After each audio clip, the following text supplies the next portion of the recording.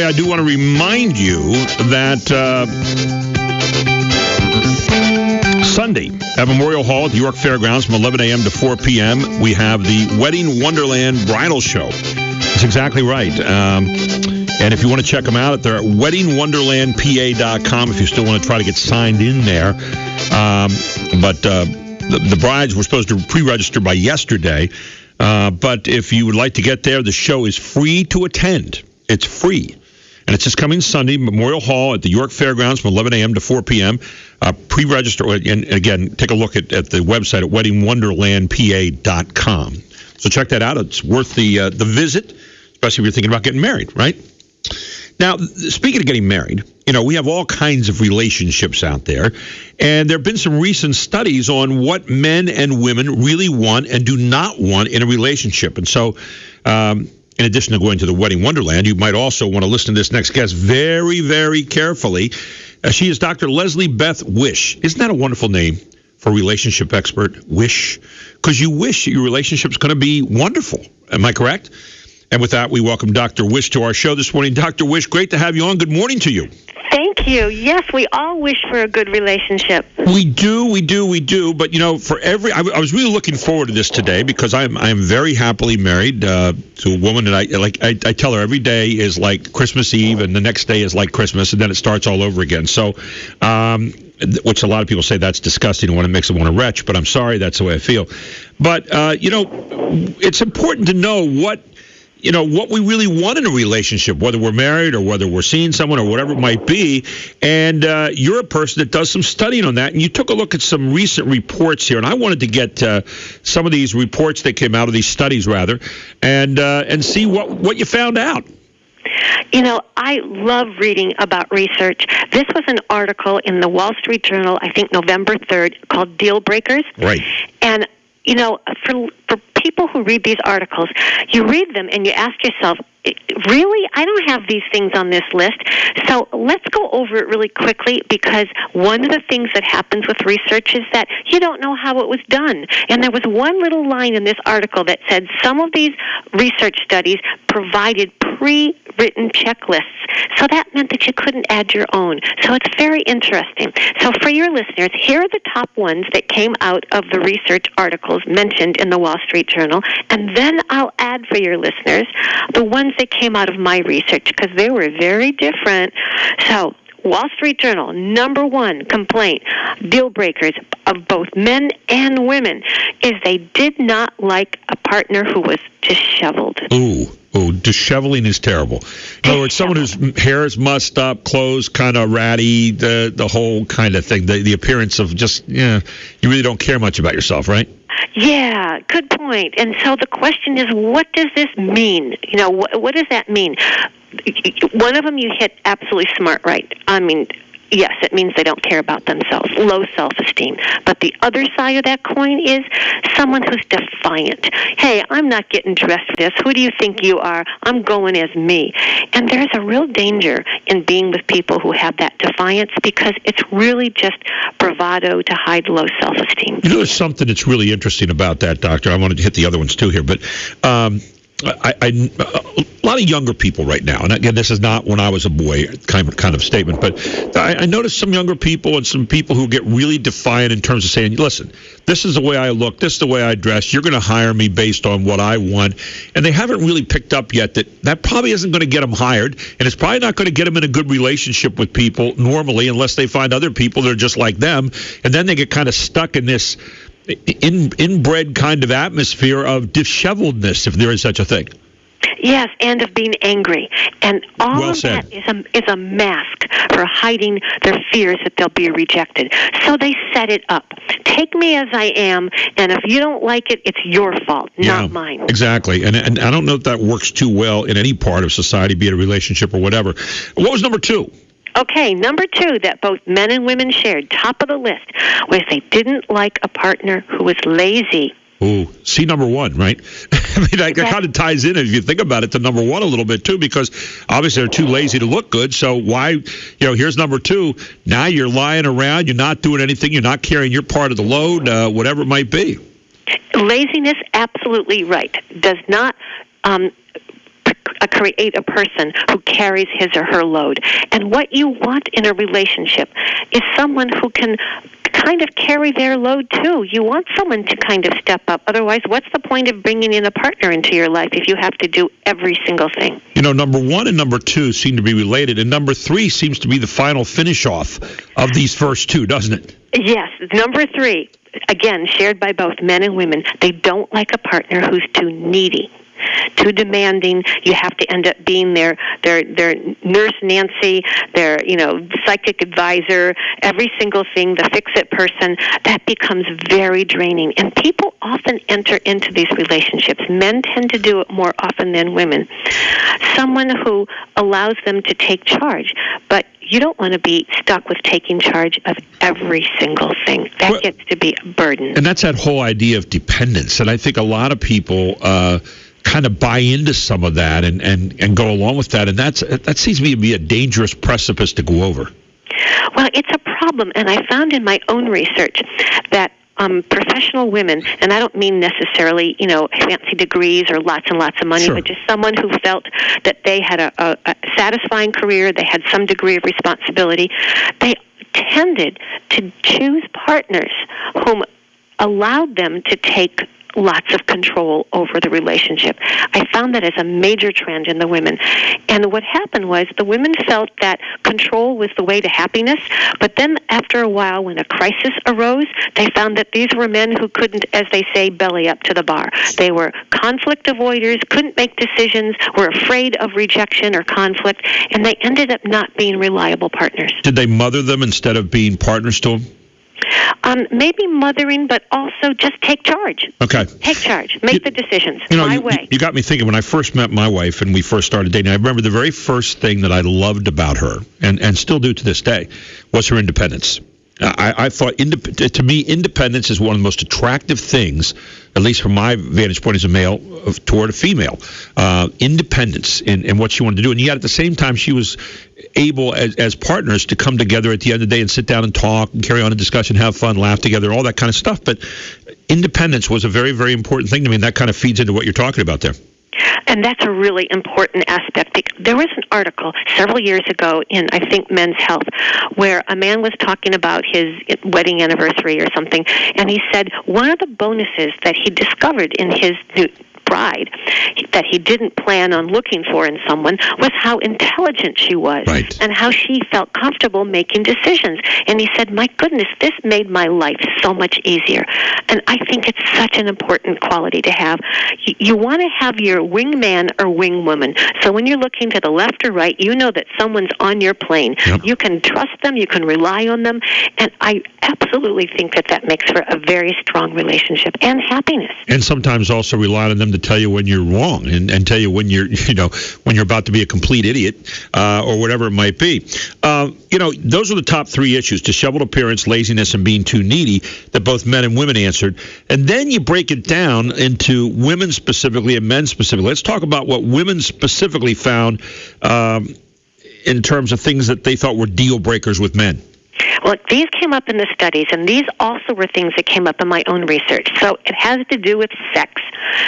So men's biggest complaint about sex and their partner is that their partner had either low self-drive and didn't want sex very often. Very infrequent, maybe who knows, less than once a month sometimes. So why is that so important to men? Well, sex is important. It is a bonder. It is one of the top things to have in a relationship. And it's not measured by how many times a week you have sex. It's measured by does each person in the relationship feel satisfied about their sex life? That's what makes a satisfying sexual relationship, not numbers of times. Well, and it's a sharing, not doing something to someone, but with someone. Yeah, of course. So men's complaint was that their partner didn't feel like a sexual partner. And so that was the issue. They felt that they were distant from their partner, that their partner was withholding, and a lot of couples withhold sex as a form of anger and punishment. Yeah, that's that. You read a book and then says that's a no-no. You just don't ever do that. Big no-no. Yeah. Yes. But what about women? Women's complaint was they didn't like poor quality or bad sex, and that has to do for women with wanting to feel loved, valued, special, listened to, respected. So the quality was very important. They don't want necessarily to have ho-hum sex all the time. I saw something else here in some of the things that you were studying, and it said men don't like the low sex drive, but they also don't like a woman who talks too much. That bothers them a lot, right? Yes, absolutely.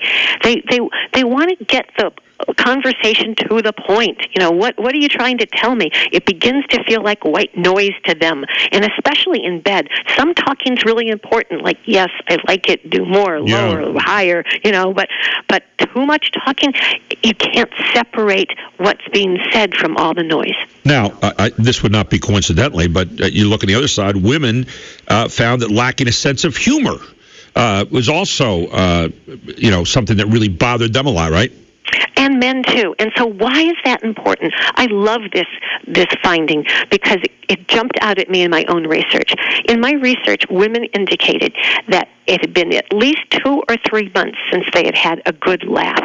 I think that's really sad and not very good for your health. Laughter is great for your health, and you should laugh at least once a day. There's always something funny, whether you're laughing at something or even yourself.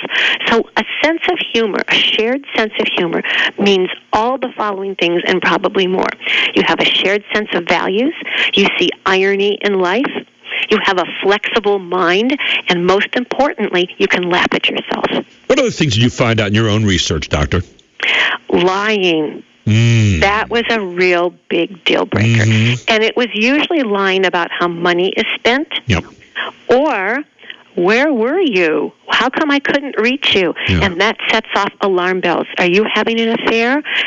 And hints of having an affair was another deal breaker, such as your partner disappearing into the basement for a long time, or not letting you see who they're, emailing or what they're looking at. I was going to ask you about that, the social media aspect and how that's affected relationships now. Has that become a major factor? A major factor.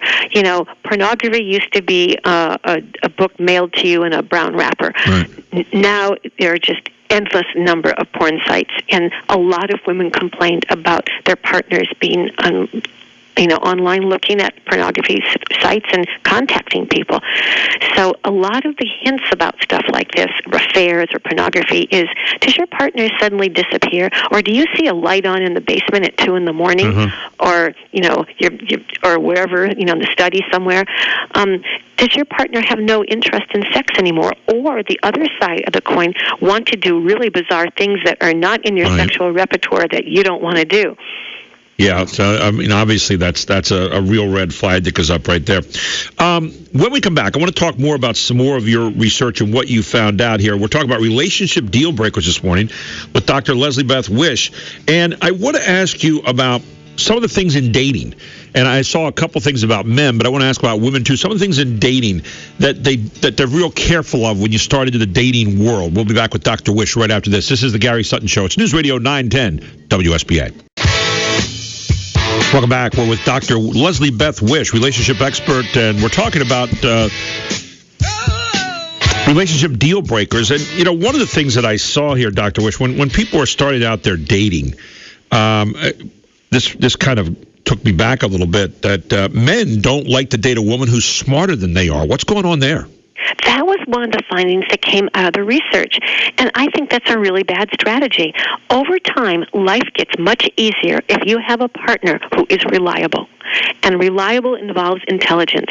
But so many men, apparently, in this one study, showed that they felt very insecure around a woman who was too smart. But that's not a good strategy. Why is that? I mean, to me, I kind of have come to the conclusion that all of us guys are just big dumb animals anyway, and we kind of lumber around. But and our job is to always tell our mate, especially female, that she is smarter than us. In my case, it's true. But in all seriousness, it has never been a threat to me that my wife might be smarter than me, or vice versa. But I guess I have a tough time understanding why that is such a worry. Is it the old thing that the guy was the head of the household and he's the man and he should be in control? Is that what it is? Yes, and to hide their own insecurities.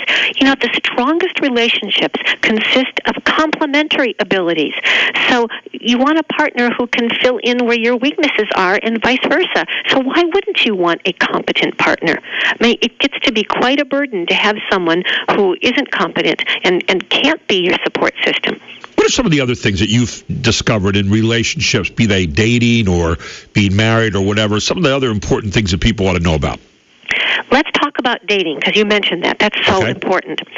Here's a warning, the warning label. Okay, please don't have sex on a first date or before a first date or even early in the dating world. And it has nothing to do with ethics or religion or values. It has to do with committing yourself emotionally without you knowing it. Once you start having sex too soon before you know someone, it's as though you're having sex on drugs, because your brain has got all those reward pleasure centers activated through sex, and it puts you in a right mood but not in your right mind. But you hear about a society today that's very casual about that. I mean, you hear about many younger people who, that will happen on the first date. It's almost like a hi, how are you? Not quite that casual, maybe, but pretty close. Pretty close, and sometimes sex before a date, just hookups. And people will defend that behavior, but I can tell you from being a therapist for decades that after a while that comes back to haunt, especially women. I didn't even get to know her, and I ended up being attracted to her or to him, and I felt like, there was a bond there, and then you start pursuing someone, but you begin feeling attached to someone whom you hardly know. Now, does that sound very appealing? I don't think so. Well, you don't want your life to become a humdrum kind of thing, do you? I mean, it seems like there ought to be really good things to look forward to in your life, I suppose, and is that kind of what you're saying? No, I'm saying that what sex does to the brain is that it hijacks it. Yeah. It puts it in, it floods it with neurochemicals of pleasure, hormones and oxytocin, all those hormones that make you feel attached to someone, happy about someone, high. So it's like being on drugs. And so why would you make a decision about where you're going to put your emotions, your hopes, feeling that there might be a future, starting to do that planning when you don't even know this person? So that becomes kind of a denier for the other stuff that you're going to build on. I mean, as you said, that it almost is a distraction in a way from really focusing on the real things maybe down the line that might lead to a better relationship. Yes, and the other thing to do is stop doing these romantic or exciting dates right away, because that's another thing that hijacks your brain. I recommend that people go on undates. Hang out with his friends, her friends, observe how they interact, what their friends say about the person who you're interested in. Go out for lunch, coffee, run errands together. Observe how, picky or critical or, stubborn the person gets when you have to go down the aisles 3 times and can't decide what to get. Be you. Show a little bit of your quirks, because those are the things that you want to see how the other person reacts to, and it gives you a good test as to what this person might be like. You must have been spiritually with me on my first date with my wife, because that was like 14 years ago, and I actually was doing a TV show that night, and I was taking her out. She was really interested in what went on with stage and so forth, and I had a place to go afterward, just the two of us sit down, and get to know each other. And the guys that I was with there wanted me to stay, and I said, no, we're going to go. And she said, no, we can stay here. And we ended up getting into a testosterone fest, trivia games, and it was, I'm sitting there thinking, this is the worst date she's ever been on. She won't ever want to see me again. It was her first date out. And today we're married. But, she laughed. She thought that was the neatest thing. So you talk about being in a situation where it was in my world. It was kind of in my world, but I was just, shocked and thinking, well, she'll never go out with me again. But you made it your world, and you invited her into it, and she got to see it. You want to be real. Yeah. So that's why a lot of people go on dates and they put their best foot forward. Right. Don't do that. Put your real foot forward. Show some of your quirks. That's a great point. Yeah, it's a great point. What other final thoughts do you have on relationships that you kind of leave people with? Is it, the must-do kind of things, or some things that just really you need to pay great attention to? Find out why you're dating. Are you dating out of loneliness? Did something happen in your life, like lost your job or your house or their illness? Is something propelling you to suddenly, date after you haven't been dating for a while? Why are you dating?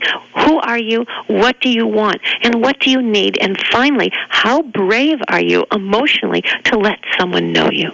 You have a lot of people in a country today where divorce is fairly common, and they'll say, when I go out after, at what point in time do I start dating? I suppose that's an individual thing, but are there some don'ts right there that you ought to kind of pay attention to as well? Yes, after a divorce or even a widowhood or a bad breakup, it's not necessarily or exclusively how long are you going to wait, because you can wait years or weeks or months and still not have used that downtime to explore yourself. Why did I choose this person? Why did I choose this person when I did? What do I need? And those are the questions to answer. And that can be answered relatively quickly or take people decades because they don't want to face it. So don't gauge when to start dating again based on time. Base it on how much you've done your personal homework. And finally, again, from your research, what are reasons not to start dating? I'm thinking of the words loneliness and things like that. What are there any that you would say are reasons not to start dating right away? Well, it's really difficult because it's so personalized. Right, but if you're dating out of anxiety, out of the holidays, and this is a bad time. We've just come through Thanksgiving, the Christmas or whatever religious holiday you celebrate. Heading toward Valentine's Day, New right? Year. Now Valentine's Day. My God, you're walloped from end of October all the way through the middle of February. So look at yourself. Are you lonely? Are you acting out of desperation? Are you getting older? Are you the only one in the family who isn't married?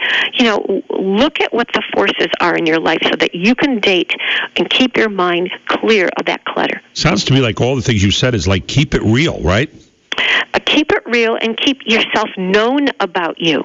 Very good. Hey, Doctor, I really enjoyed talking with you this morning. Thank you for all the insights. Great stuff. And I hope we can do it again sometime. And I love your stories. I've been married for 32 years, and I can give your readers one last hint as to how to keep your marriage alive or your relationship. Do something new and different together. Isn't that the truth? Oh, yeah. Absolutely agree with you. Doctor, thank you so much for joining me this morning. Really enjoyed having you on the show. I really enjoyed being on your show. You're terrific. Thank you, and Happy New Year to you. Happy New Year to you, too. Thank you. Dr. Leslie Beth Wish with us on the Gary Sutton Show here on WSBA, how to keep your relationship fresh and things we like and things we don't like, things we might want to steer away from, things you might want to do, right? Everybody's different. It is very personal. I might put that one up on Facebook for Monday. Brian, I'm going to have you put that up so we go back, and if you want to hear that again, she had some really good ideas there.